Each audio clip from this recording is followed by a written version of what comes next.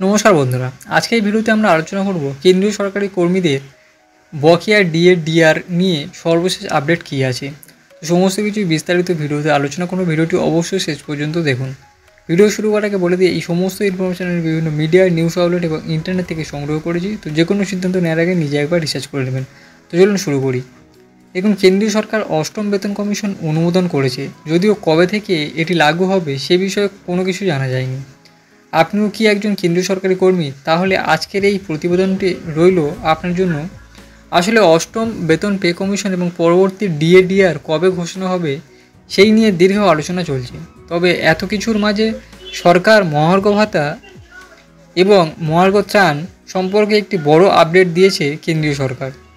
তো কেন্দ্রীয় সরকার সরকারি কর্মচারী এবং পেনশনভোগীদের সাথে সম্পর্কিত একটি বড় অগ্রগতি হিসেবে এখন অর্থমন্ত্রক স্পষ্ট করেছে যে কোভিড-19 সময়কালে আটকে রাখা মহার্ঘ ভাতা এবং মহার্ঘ ত্রাণের বকেয়া টাকা এখনই মেটানো হবে না।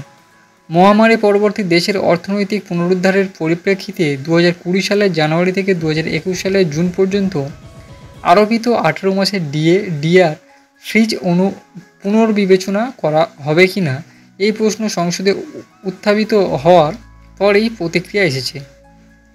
তো উদ্বেগের কথা উল্লেখ করে অর্থ প্রতিমন্ত্রী পঙ্কজ চৌধুরী বলেন, 2020 সালে মহামারীর প্রতিকূল আর্থিক প্রভাব এবং সরকার কর্তৃক গৃহীত কল্যাণমূলক পদক্ষেপের অর্থায়নের আর্থিক বোঝা 2020-21 বছরের পরেও অব্যাহত ছিল। তাই বকেয়া ডিএ অথবা ডিআর পরিশোধ করা সম্ভব বলে মনে করা হয়নি।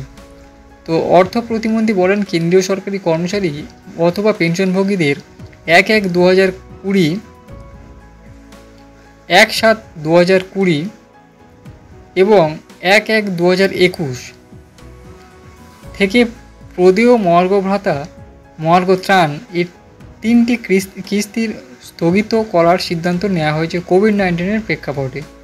সরকারের পক্ষ থেকে এই স্পষ্টীকরণ এমন এক সময় এসেছে যখন অষ্টম বেতন কমিশন নিয়ে জল্পনা তীব্র হয়েছে, যা জানুয়ারিতে কেন্দ্রীয় মন্ত্রিসভা নীতিগতভাবে অনুমোদন দিয়েছে। তবে এই কমিশন এখনও আনুষ্ঠানিকভাবে গঠিত হয়নি। এটি লক্ষণীয় যে নতুন বেতন কমিশন কার্যকর হলে স্ট্যান্ডার্ড পদ্ধতি অনুসারে ডিএ শূন্যে নামিয়ে আনা হবে।